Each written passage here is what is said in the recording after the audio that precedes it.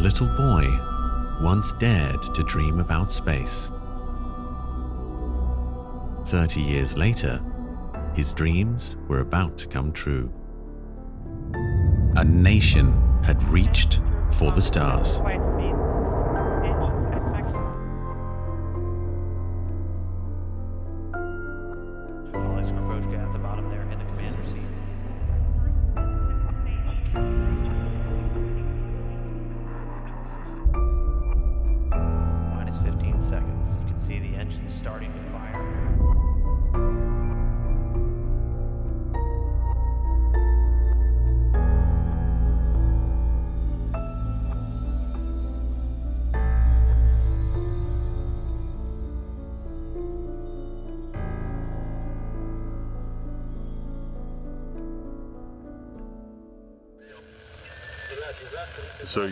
The Soyuz spacecraft draws near to the International Space Station.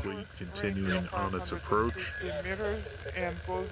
So the hatch opening coming at 5. Then, after many checks, the hatches open between the vehicle and the space station. First to emerge is Russian cosmonaut Oleg Skripochka. Behind him is flight engineer Jessica Meir, NASA astronaut and marine biologist on her maiden journey into space. Then, there is Hezza al-Mansouri, making history as the very first Arab astronaut to visit the International Space Station.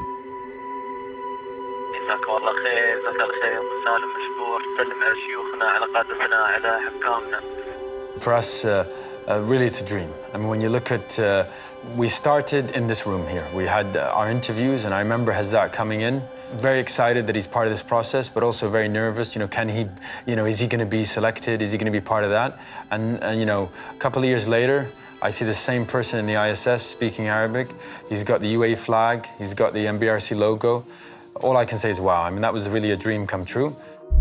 I am Hezza al-Mansouri, the Emirati astronaut, talking to you from the International Space Station. The next 8 days is not just a step into microgravity for an astronaut. الجهاز اللي يتحكمون فيه بالكند آرم It is a giant leap into the space era for an ambitious small country, the United Arab Emirates. As a youngster, Hezza spent time in the small desert town of Liwa. Here, deep in the dunes, he looked to the skies and dreamt of space travel. I've grown up with that dream chasing me in all my life. I think everyone should look always outside at night and dream about space.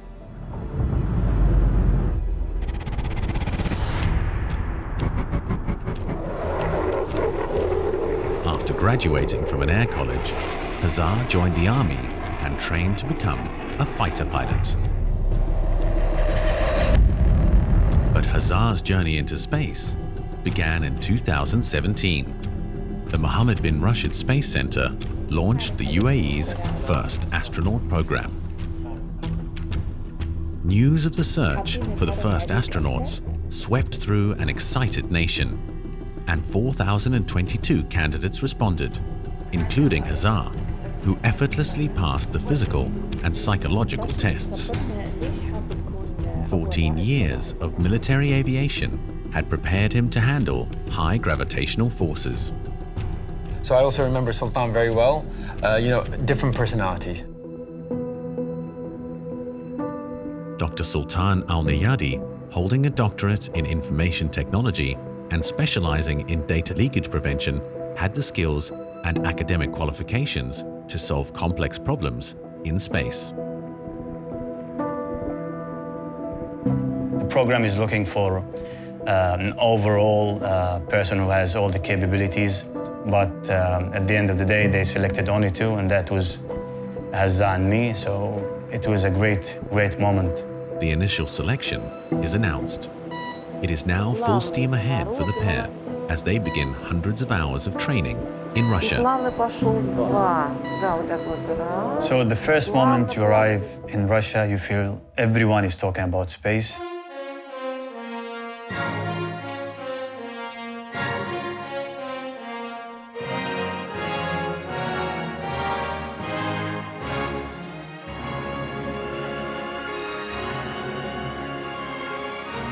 Hezza al-Mansouri and Dr. Sultan al-Niyadi are both selected to represent the first United Arab Emirates astronaut corps. In Star City, we are literally walking in an open museum. At the Yuri Gagarin Training Center, the two astronauts undergo daily intense workouts. Quickly. 10, 2, бегом, quickly. Their routines include vigorous physical exercises, preparing them for the challenges in space. So basically, space is really tough on the human body. And that's why we are focusing on strengthening the muscles and apply some force on our bones as well. We start again to pick up our Russian language because the Soyuz, the spacecraft, it's only in Russian. So all the switches, all the control panels, all the screens there in Russian. Понимаете, мы стараемся помочь друг другу и помочь Хазе в чем-то, и он нам помогает в чем-то, и у нас определенные отношения и взаимопомощь будет в любом случае. Hezza is assigned to fly to the ISS with the prime crew. Sultan is selected as backup crew. Backup crew will be doing everything, and they have to be well equipped with the knowledge, well equipped with the training, and they should be able to perform as good as the main crew. It is 3 months before their departure, and the crew prepare for the ordeals they might face. Soyuz MS-15 commander Oleg Skripochka will be flanked on his left by flight engineer Jessica Mayer. Now we're reviewing a lot of the really critical emergency procedures, and we're doing that with our specific crew. So Oleg and Hezza and I have had a lot of that training recently, what to do and how to prepare in case of a fire or a depressurization of the space station. Of course, since those are critical emergencies, we really need to make sure that our responses are very well choreographed and really practically memorized so that we know exactly what to do to keep us safe. Hezza eagerly embraces the risks of space travel, but coping with separation from his family is the hardest ordeal he must face. I think to be really away from my family is one of the things that I'm really having a challenge on, but I'm trying to keep every day contact with my family by video, by Skype, and just say hi to make sure that I am there with them every day. 15 days before blastoff, having completed 1,400 training hours and 90 training courses, Hezza is ready to fly. The crew now depart from Star City and fly 2,100 kilometers to a semi-arid part of southern Kazakhstan. It is remote and sparsely populated.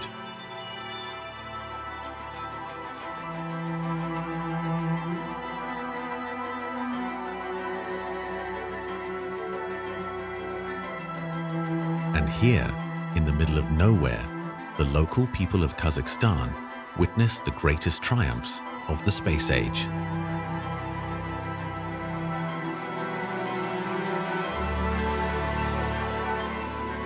When the Russians pushed a man across the threshold, he was Yuri Gagarin, the astronaut the Russians lionized as the first... It was in Baikonur that the Russians chose to build a complex rocket launch site in the late 50s. Again, the Soviet Union takes a commanding position. This time, today, this is the final staging post for Hezza.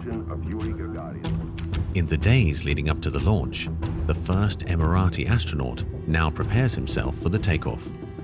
We finally arrive in Baikonur. Everything that we saw, we heard about Baikonur, it's reality. We started every day to do the tilting table and also the rotation chair. So the tilting table, actually, it's for making our body familiarize more with and adapting more to the fluid shift. This is one of the things that will happen to the astronaut's body in microgravity. The prime crew and backup astronauts arrive at the assembly and testing facility at pad number 254 to perform the final fit check. They climb into the Soyuz capsule to ensure its readiness. Hezza and I see things a little bit differently than Oleg sometimes, just because it's our very first time. We'll sneak looks at each other and our eyes will be wide and we'll sort of share that moment together. And I know that that's going to be the way it is for the actual launch as well. I'm just waiting for that, you know, peering over at Hezza when we finally take off and experience weightlessness for the first time and all of those big moments. This is the second to last day before takeoff for Hezza and his crew. They follow the launch procedures line for line for what will be the last time. And after that, we went to the simulation. It's a small laptops simulating our rendezvous procedures and also our docking procedures. Space travel is punishingly dangerous. There are risks to an astronaut's life. What I think he's going to be feeling on the day of launch is an extreme amount of excitement. He might have a hard time sleeping the night before because he'll be so excited about launching in space. I don't think he'll be in the least bit afraid, maybe for a few minutes. So it'll be a wonderful mix of emotions, mostly, though, excitement about his first launch. I'd be lying if I tell you I'm not scared. I'm a human and I feel scared. But I'm prepared for anything could happen to me. 48 hours before blastoff, big crowds gather and witness the rollout of the rocket towards the launch complex. Then, the 4 green arms ensure the rocket is positioned properly.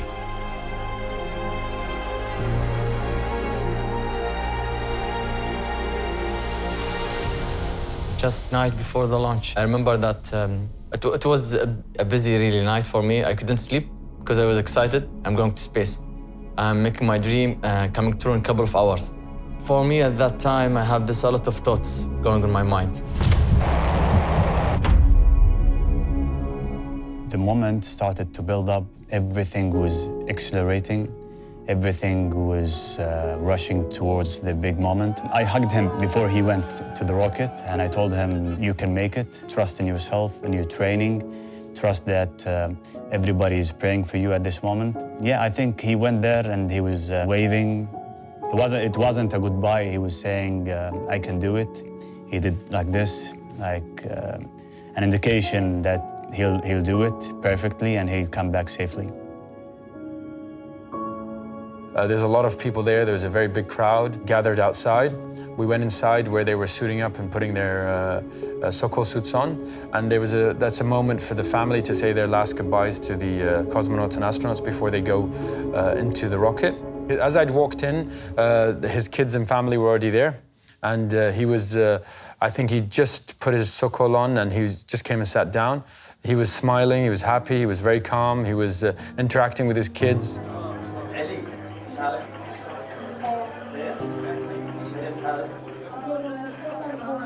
I was behind Hezza. I was actually filming him, and it was really emotional. So I'm trying to just cheer them up. You know, maybe they're afraid or something. So I'm trying to just smile and wave, but inside me there's a lot of thoughts. You know, I'm happy and I'm leaving my kids, and at the same time I'm making my dream come true. The crew make their final journey to the rocket. We arrived just before the astronauts arrived. And then Chairman Hamid Abid Mansouri held Hezza from one side, and there was a Russian trainer colleague who held him from the other side, which is tradition. And then they walked up into to the stairs and said basically their final goodbyes before they got onto the rocket. We just went to the ladder. We wave again to everyone, and then we went to the elevator going up. At that moment, I was looking outside, looking to the horizon, and then said to myself, the next time I will see the horizon, it's from space.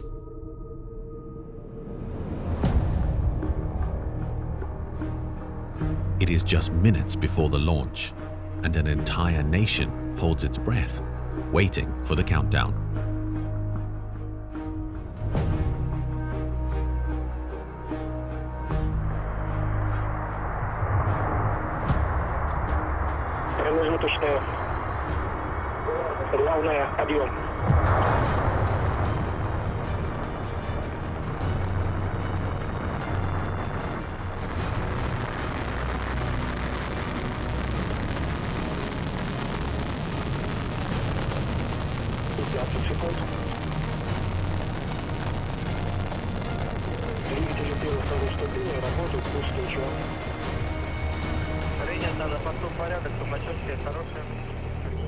Propelled at speeds of 25,000 kilometers per hour, the Soyuz, now chasing the International Space Station, crosses the divide between Earth's atmosphere and space. Microgravity is achieved in less than 10 minutes after takeoff. So we are just orbiting around the Earth and we are observing like day and night, day and night. I saw the ISS. It was really amazing. It was a small dot inside the screen, and then it's getting bigger and bigger as we're getting closer. We heard our friends on board the station welcoming us through the com, and they asked me, cosmonaut Alexei on board the station, Hazza, what do you want to drink? This is the first question for me. During his 8-day mission, Hezar is tasked with carrying out a series of science and space experiments. But first, he had to learn to move in space. So really the difficult part I encounter at the beginning is to move on board the station. Because you think that, okay, I will do like this with the hands and we will go forward. It didn't work like this. So sometimes you will go up, sometimes you will go down. Because the small pressure you put, it will affect your movement. Sometimes you'll just keep rotating, and with the time, you will have this full control.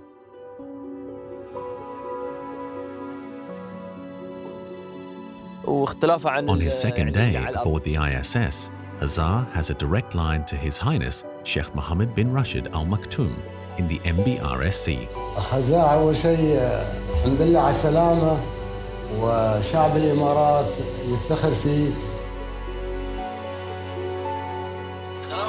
The next few days are demanding and packed with activities from the moment he wakes up to the time he closes his eyes. For me, I was participating in 16 experiments in total, 6 of them on board the station.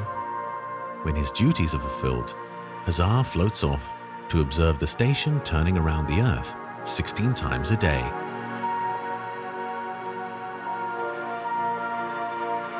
Eight days pass in the blink of an eye.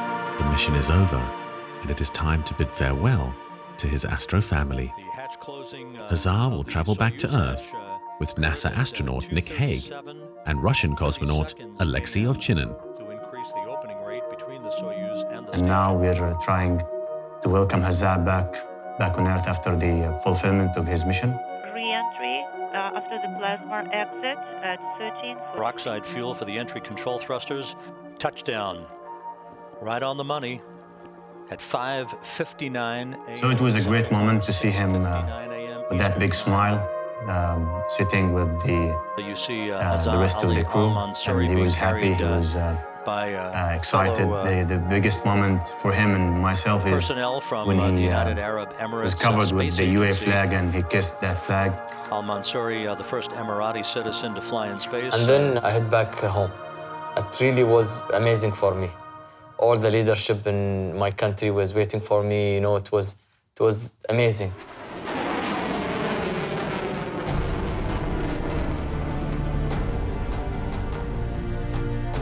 The astronauts return to a hero's welcome, greeted by Sheikh Mohammed bin Zayed, the Crown Prince of Abu Dhabi, and their proud nation.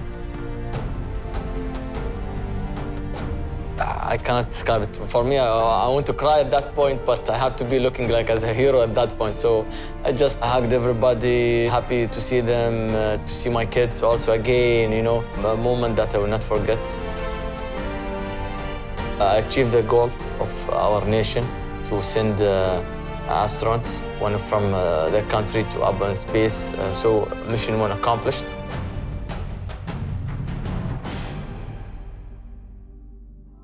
The next mission will further position the UAE at the vanguard of space exploration in the region.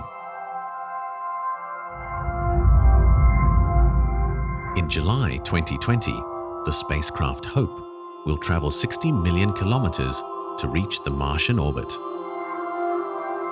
Mars is difficult. Mars is challenging. In 2021, MS Mars mission will be providing the world with a unique set of data that humanity never had before.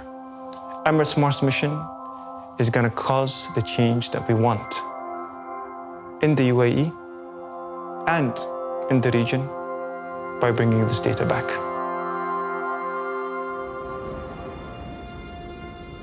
The astronauts continue their quest to inspire a new generation of explorers.